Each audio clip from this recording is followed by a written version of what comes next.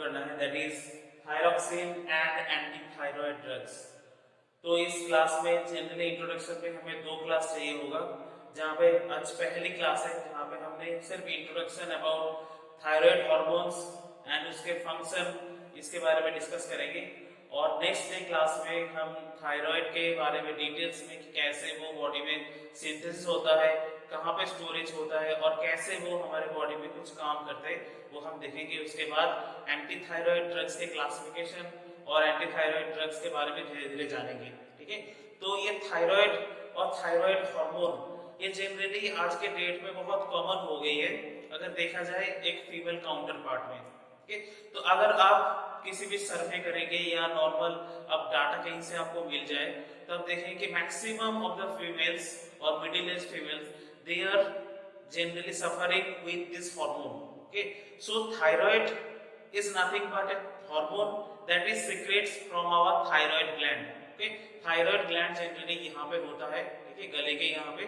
तो हम उसी ग्लैंड के बारे में, उस हार्मोन के बारे में धीरे धीरे डिस्कस करेंगे, देखेंगे कि क्या है। ठीक है, तो पहला पॉइंट क्या लिखा है, thyroids are hormone secretes from thyroid gland। ठीक है, तो थायराइड हम यहाँ पे कुछ हार्मोन के बारे में बात कर रहे हैं और वो hormone these are generally secretes from the thyroid gland। T3 and T4 जो 2 हार्मोन है थायराइड हार्मोन में अगर पढ़ते हैं तो हम दोनों के बारे में पढ़ते हैं। एक का नाम है T3 और एक का नाम है T4।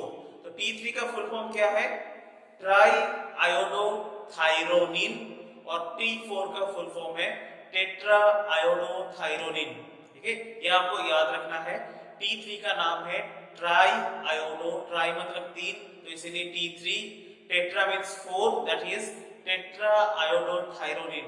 क्यों नाम हुआ इसका हम नेक्स्ट क्लास में जानेंगे डिटेल्स में कि क्यों इसको ट्राई आयोडोथायरोनिन बोला जाता है, क्यों इसको टेट्रा आयोडोथायरोनिन बोला जाता है। और ये जो T4 है टेट्रा आयोडोथायरोनिन, इसी का ये नाम है थायरोक्सिन। ये जो T4 that is nothing but thyroxine. Okay, जो हम थायरोक्सिन की बात कर रहे हैं that is nothing but this T4 और tetra iodothyronine, another name of this tetra iodothyronine is thyroxine। ठीक है, तो इन जब आता है तो हमें सोच लेना चाहिए that is a protein in nature. तो hormones are also protein in इस नेचर, आपने लास्ट बायोकेमिस्ट्री में ही पढ़ा हुआ है। ठीक है, तो these are also protein in nature. ठीक है, तो thyroid glands located just below larynx and just above trachea. ठीक है, तो जैसे ही आप रेस्पिरेटरी सिस्टम में देखते होंगे, ठीक है, तो रेस्पिरेटरी सिस्टम में लैरिंक्स, फेरिंक्स, ट्रैकिया, ट्रैकियम ये कुछ ऑर्गन होते हैं। ठीक है, तो ऐसे ही अगर हम एक थायराइड ग्लैंड के बारे में देखेंगे तो जस्ट बिलो द लैरिंक्स, तो यहाँ पे जैसे शुरू होता है लैरिंक्स से नीचे और ट्रैकिया से जस्ट अबव वो एक बटरफ्लाई लाइक और ग्लैंड रहता है। ठीक है, इसका जनरली जो शेप है वो बटरफ्लाई लाइक है। लेकिन हम क्यों पढ़ रहे हैं थायराइड, क्योंकि यही जो बटरफ्लाई लाइक ग्लैंड है जो ये 2 हार्मोन रिलीज करता है that is T3 and T4, this have a huge impact on our daily routine, daily life.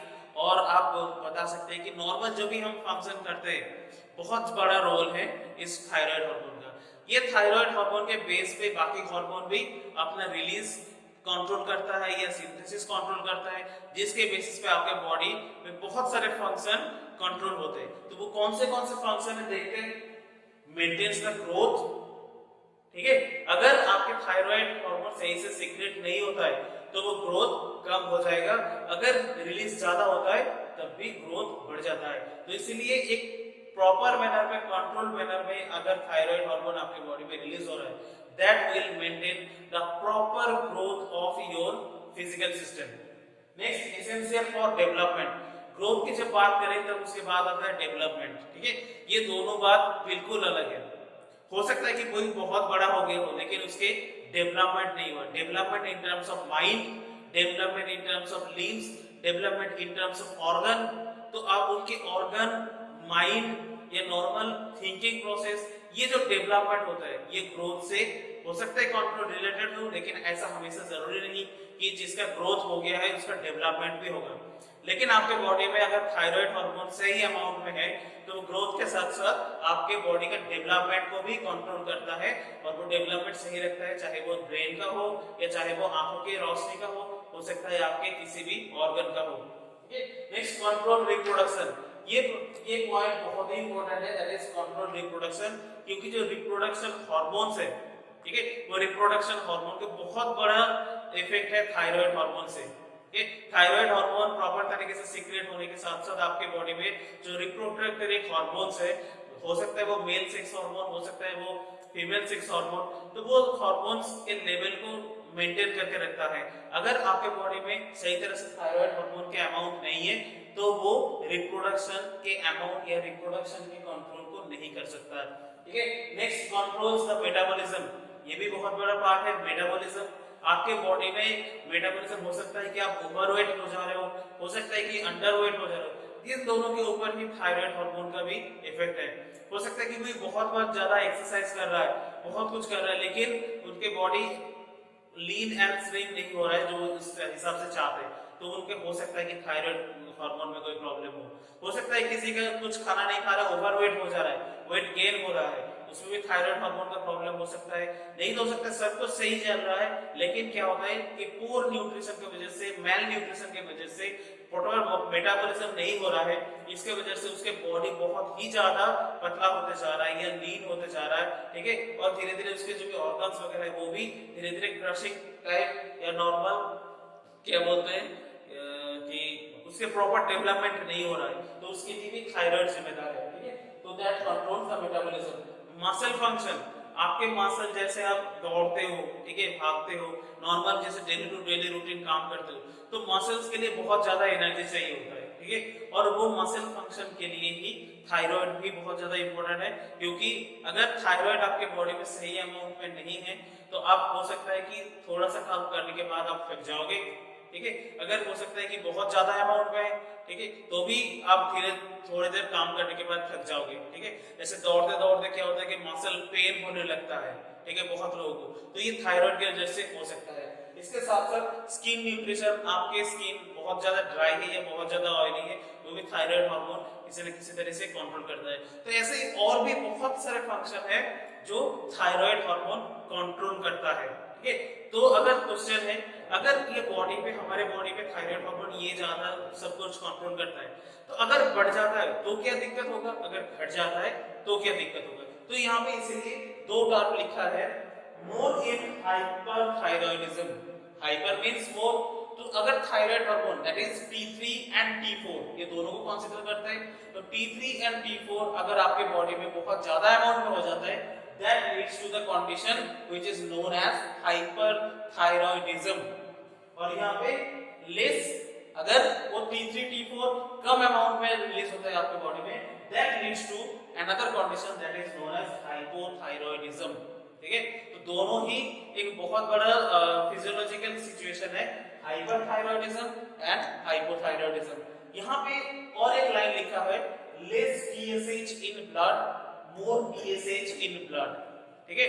TSH full form होता है थायराइड स्टिमुलेटिंग हार्मोन, ठीक है, जो हार्मोन थायराइड को रिलीज करने के लिए थायराइड ग्लैंड को स्टिमुलेट करता है, that is known as thyroid stimulating hormone. और ये पूरा उल्टा है थायराइड हार्मोन से। अगर थायराइड हार्मोन आपके बॉडी में ज्यादा होता है तो TSH कम होगा, अगर थायराइड हार्मोन आपके बॉडी में कम अमाउंट में होता है तो TSH के लेवल बढ़ेगा। क्यों होता है ये फिर भी नेक्स्ट क्लास में देखेंगे, क्योंकि हम प्रॉपर तरीके से जो सिंथेसिस रिलीज के बारे में दिखाएंगे तो वहां पे TSH का रोल दिखाएंगे, और T3 T4 से TSH का क्या रिलेशन है या नेगेटिव फीडबैक मैकेनिज्म में, वो भी आप देख पाएंगे, बहुत आसानी से समझ पाएंगे कि ये क्यों होता है। अब इसे इतना याद रखिए कि अगर हाइपोथायरॉयडिज्म होता है तो that means lower level of T3 T4 and more level of TSH. Another sense, in hyperthyroidism more level of T3 T4 and less amount of TSH in blood, ठीक है।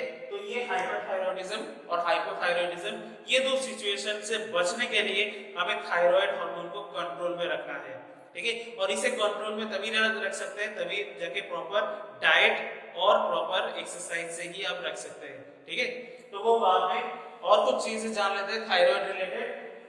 Releases of thyroid is controlled by TSH. मैंने बताया था कि जैसे thyroid release होता है thyroid gland से, दैट इज बटरफ्लाई से, अब उस रिलीज के लिए एक हार्मोन उसे कंट्रोल करता है, that is known as thyroid stimulating hormone TSH.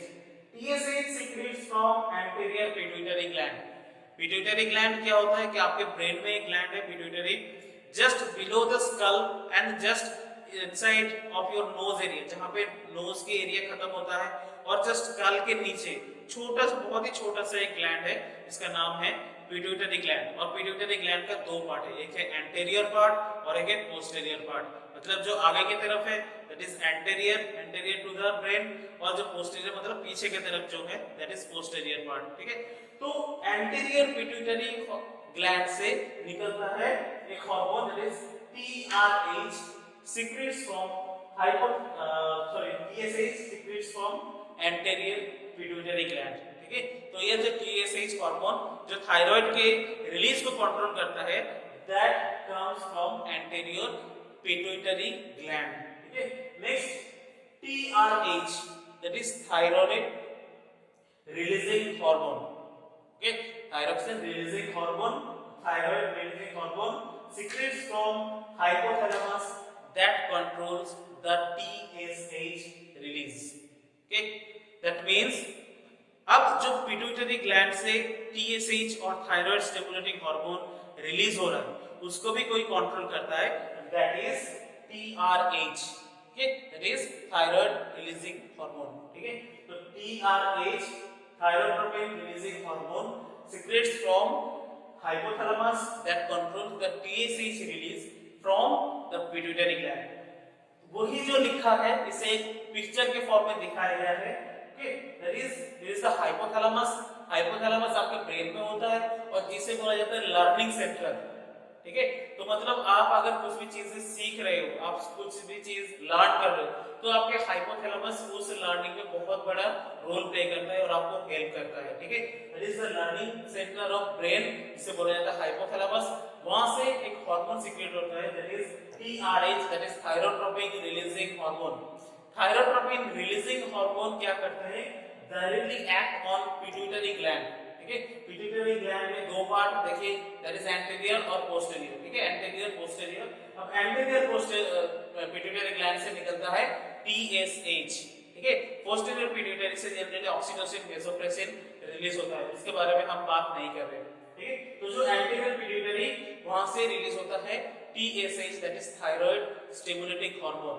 और वो थायराइड स्टिमुलेटिंग हार्मोन कैसे रिलीज होगा, जब TRH रिलीज होगा। और TRH कहां से रिलीज होता है, that is from hypothalamus. Okay, thyroid stimulating hormone next क्या करता है, थायराइड ग्लैंड को स्टिमुलेट करता है, that stimulates the thyroid gland to release the T3 T4। Okay, T3 that is triiodothyronine and T4 that is tetraiodothyronine also known as thyroxine। ठीक है, तो यही दो जो हार्मोन है थायराइड हार्मोन वो जनरली सीक्रेट होता है थायराइड ग्लैंड से, और उसके लिए प्रॉपर तरीके से ये ऐसे एक एरो सिस्टम में एक कंट्रोलिंग मैकेनिज्म चलता है, starting from hypothalamus, hypothalamus to the pituitary gland to thyroid gland, then only your body comes with the thyroid gland, and this thyroid gland releases the thyroid hormone, and this thyroid hormone maintains that much amount of work in your body to maintain the proper growth, development, metabolism in your body। ठीक है, तो दोस्तों thanks आज के लिए।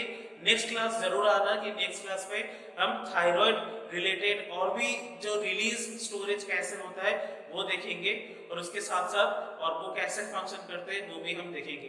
Hope आपके आज के जो भी लेक्चर है वो समझ में आया होगा। अगर इस लेक्चर रिलेटेड कोई भी आपकी क्वेरी है या कोई भी जानकारी आपको चाहिए तो आप बेझिझक कमेंट कर सकते हैं, हम जरूर प्रयास करेंगे कि उस कमेंट को कैसे भी करके आपके सुलझाया जाए। ओके, तो thank you friends, thank you again, thank you for sparing.